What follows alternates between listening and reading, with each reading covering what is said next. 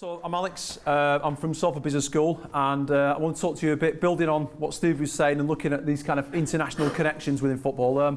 I discovered this morning that on average fans in different ways are supporting about, on average, 4.6 clubs. So it's kind of interesting looking at, in the age of things like social media, digital media and so forth, how, what role that's got to play. So my study really is about what we call a netnography, building on this and looking at the ways in which this media has been used to kind of help facilitate those connections as well. So I wanted to kind of start off with a bit of a tale there, just talking again about Liverpool. My colleague there, Gerard, found himself at a Finnish university, and he found himself building some links there with Svalbard. So he actually went up to the, about as north as you can go, and into Svalbard. He's a big Liverpool fan. He's walking down the high street, there's all these shacks there and so forth. And what does he find?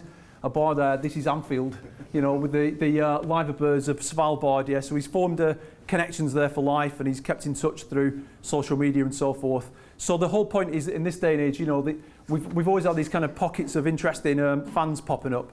But it seems through my research, through netnography and studying people that, these pockets are popping up in all kinds of unusual places. So just to kind of describe about this idea of netnography, I mean, if you've heard of the idea of ethnography or, studying people, it's got a kind of long history. I think it was Van Manen, the ethnographer, used this kind of analogy of anthropologists, hanging out with people, jumping on airplanes and going and hanging out in the jungle.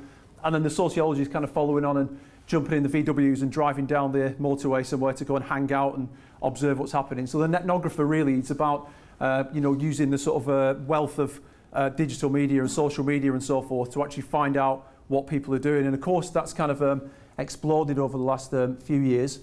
So in order to kind of use that as a vehicle for this study, if you will, I'm looking at Salford City Football Club, who I don't know if everybody's kind of come across this so far. I thought, until yesterday, I thought everybody knew who the class of 92 were, Gary Neville, Phil Neville and so forth, until one of my undergraduates came in and saw a programme of Salford City versus class of 92, and she said, "Oh, did you graduate in 1992? Oh, God, I don't look that old, do I?" So the class of 92 and Peter Lim, the billionaire, have basically bought Salford City Football Club. There's a shot there of Sam Madeley from Salford skinning the Neville brothers, which I found quite amusing. And the club photographer Gareth Lyons there, who has been photographing Salford for years, kindly sort of said I could use some of his photographs in this presentation. But the whole point of the class of 92, they had this kind of grand vision of using kind of digital media to kind of produce the world's first open access football club and try and get Salford as a non-league club into the Football League. So obviously I'm from Salford University myself, and we're doing some work with these guys, so it made sense to kind of use that as a bit of a vehicle for looking at the usefulness of digital media in this context. So there's a little quote there from the club owners there saying, in terms of new fans, we want to track digital communication, obviously really important, and want to create something amazing at Salford City, and we can't do that in isolation. So the idea of digital media, so we've got a partnership there with Salford. People like Ryan and co are pulling together students, filming all the matches, putting that on YouTube, putting it out on social media channels, and that's been pretty successful so far. So I wanted to ask questions around, what are being used by, by Salford and football more generally. How are they using these platforms, and what, why is the kind of fan segmentation, looking at fans in different groups, important, and potentially what's the role of social capital as well, which I'll come to in a moment. The sort of major themes I'm looking at, football clubs, digital marketing, brands, social media, and various kind of literatures around that topic. I think I've read about 500 papers and books so far. My friend and colleague at MMU, Jeff McCarthy, has written a cracking paper on this around football clubs being kind of fairly late to the game in terms of adoption of social media and other disruptive technologies. But Jeff called for a sort of an enhanced understanding of the way in which fans are evolving their engagement through social media and also longitudinal studies. So I'm a PhD student, and I'm kind of looking at this over a longer period of 3 or 4 years and capturing data in different ways, which I'll tell you about in a moment. And there's obviously other kind of gaps within the football and digital media, particularly given the fact how much it's grown. And I'm using a kind of a bit of a lens on all this data I'm collecting around social capitals. We've heard today about things like physical capital and human capital and financial capital. So social capital effectively is the idea of the fact that relationships matter. And obviously behind all these kind of social media platforms, the connections there are quite important, and the idea of building up connections and evolving those connections. Ethnography and netnography. The main kind of guy, I've mentioned Van Maanen around ethnography, but Kozinets from Canada is the guy around netnography. Now, you might have heard of things like digital ethnography or virtual ethnography. I'm adopting kind of netnography as a kind of set of a way of studying online communities and an ethical set of standards and sort of entree and all the rest of it. So effectively, it is just kind of participant observation online.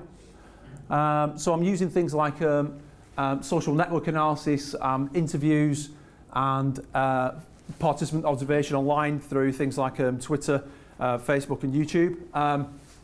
And between those three kind of methods, that encompasses my netnography. Now, some people might look at netnography as it's just kind of finding out what goes online, but actually, Kozinets now has kind of evolved that into a bit more of a framework where you can kind of use different methods for collecting. And so the idea of blending these methods, they would be complementary to help me sort of capture and figure out what's going on in this situation.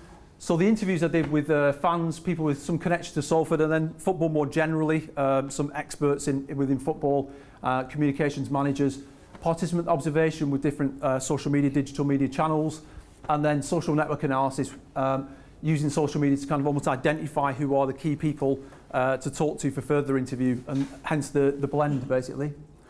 I'm at the point now with my PhD where I've got quite a lot of data and I'm writing up the findings currently. So I'll just kind of talk about those briefly.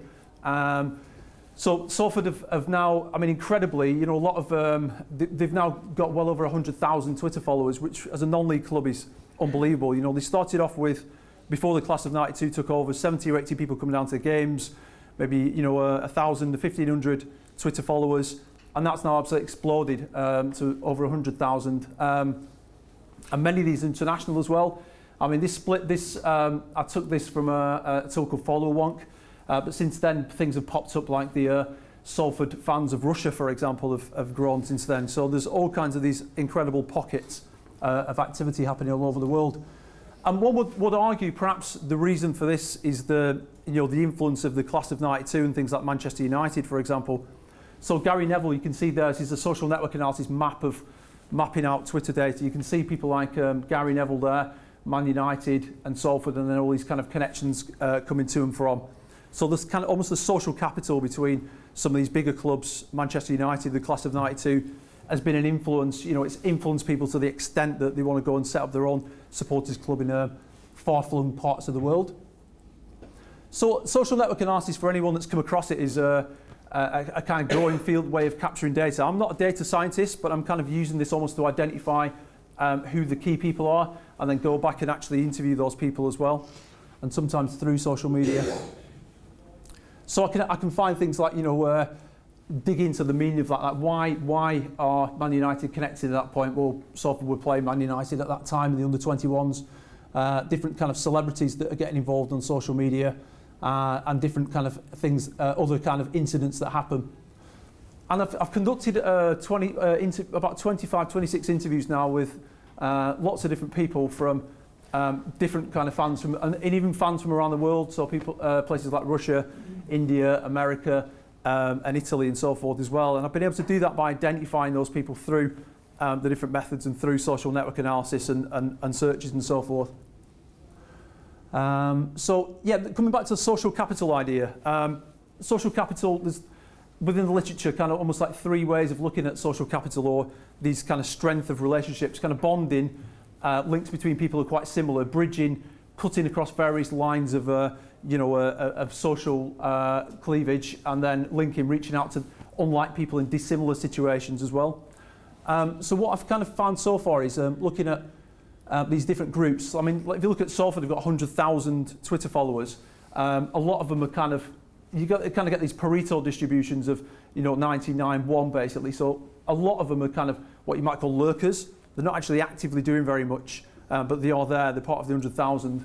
And then the contributors are a bit more engaged. They might be liking or replying. And then this kind of smaller group of creators who are more actively involved and are creating their own fan groups and so forth.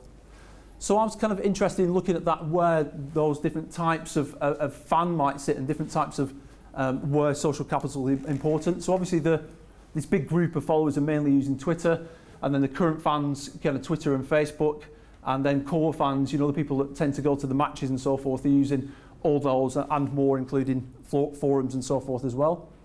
And where that led me is to look at, you know, the relationship between social capital, different types of internet user and different types of fan, and look at perhaps the connections between the two and how we might kind of utilise that as well, that wider set, and why that might be important potentially.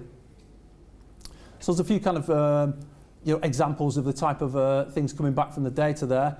And what I did was where I'm at the minute is kind of writing up my findings and trying to answer the questions that I've set through the data that I've collected, but I won't talk you through all that. What an interesting thing was, my second supervisor is also head of our Centre for Sports Business, and he said to me, he said, Alex, what you should do is, obviously you've got to do your 100,000 word thesis, but the real trick is boiling everything down to a 140 character tweet. I went, that's interesting. I forgot about that for about 2 years. So I thought, rather than just talking to these guys about all these things, what I'll do is I'll try and come up with 140 characters. So that's what I came up with so far. And it'd be interesting to see what you guys think. Sports clubs and fans can increase social capital connections and strengthen the brand by using digital media content and conversing globally. So that was what I've come up with so far. So it'd be interesting to see what you guys think of that. So far, that's the findings, but the actual method of netnography and social network analysis has been quite useful for myself and Simon Chadwick have been able to do some stuff for the conversation around applying similar ideas, and I've been kind of blogging about that as well. And some of those ideas and techniques have gone into a book that we're producing at the moment as well. So that was it really for me. I wanted to kind of skate you through that, but I put my details up there on my blog there, so if anyone's kind of interested in to talk to me about this kind of now or later, I've put my Twitter there, my email address and so forth, and I'd very much kind of welcome your questions or thoughts. Thank you very much.